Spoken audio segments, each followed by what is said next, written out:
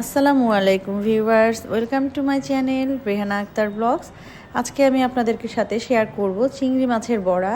আমরা চিংড়ি মাছ বাছার সময় মাথার অংশ, লেজের অংশ, যে অংশটা ফেলে দিই সেই অংশটাকেই আমি এখানে নিয়েছি। সেই অংশটাকে আমি সুন্দর করে ব্লেন্ডার মেশিনে ব্লেন্ড করে নিব।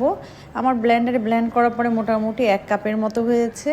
সাথে কিছু মুসুর ডালকে ভিজিয়ে রেখে আমি ব্লেন্ডারে ব্লেন্ড করেছি 1 কাপের মতো। এখানে হাফ কাপের মতো পেঁয়াজ দিয়ে নিলাম, কাঁচা পেঁয়াজ, 1 চামচ আদা রসুন বাটা পেস্ট, স্বাদ মতো কিছু কাঁচামরিচ কুচি করে দেব, বেশ কিছু পরিমাণে ধনিয়া পাতা কুচি করে দেব।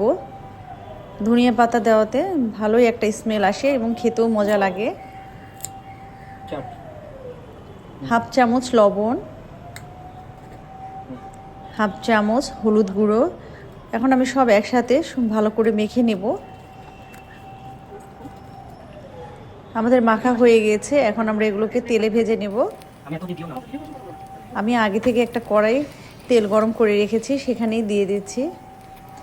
মিডিয়াম লো হিটে দেব, হাই হিটে দেওয়া যাবে না। ভাজা মোটামুটি আমাদের শেষ পর্যায়ে, কি সুন্দর রং এসেছে।